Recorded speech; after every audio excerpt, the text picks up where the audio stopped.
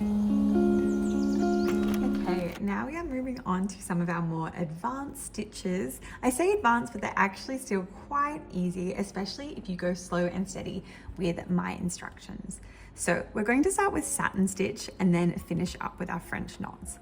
Now to do a satin stitch, you're going to be threading your needle with 3 strands, just like we've used for the rest of this piece. And you're going to begin by coming up in the top left corner of your shape. Then satin stitch, I've already made a couple of examples here, but really all we're going to do is fill our tiny little square with lots of straight stitches.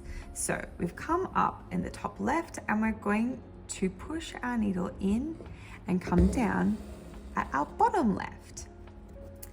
Now, in order to make the satin stitch as smooth as possible, I like to go in and create a few base stitches first, and then that will help you keep the rest of your stitches nice and neat and even. So we've done one. I'm going to move ahead just a couple of millimeters or so. This really does not need to be accurate at all. I'm going to come up at the top and then come back down again. Now a couple of meters along again, come up at the top and come down again. And then finally come up at the top right near the end of my little rectangle and come down again. Now, what these stitches do, it means that they kind of give an outline for. Now the purpose of these initial stitches are almost to work as a guide for the rest of our stitches. Instead of having to complete one long rectangle now completely perfectly, instead we're only filling in a couple of stitches in between each of these. And this results in an overall look that's much smoother and neater than if we were trying to do each stitch absolutely perfectly. The idea with satin stitch is that all of your stitches follow the exact same angle, and that's how you make it look nice and neat and smooth. What's also great about satin stitch is that it's a really quick way to cover a lot of space in your piece. It's perfect for filling in any shapes.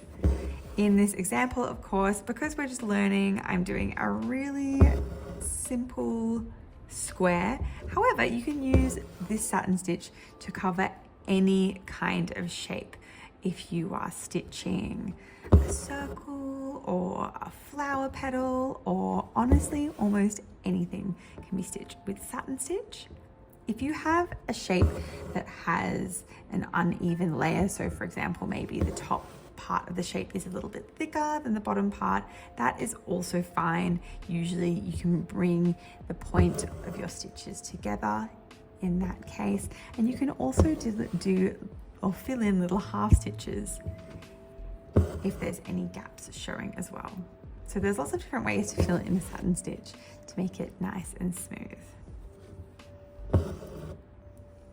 So as I've been yapping along, I've just been repeating these same nice flat stitches again and again, up and down, to fill in my shape. Sometimes you can put a lot of pressure on yourself to make this completely perfect, but I promise you, if you just stay calm and relaxed and repeat the process, it will look beautiful in the end. You don't need to worry about making every single stitch absolutely perfect with the angles. And there you go, we've completed our first little square of satin stitch.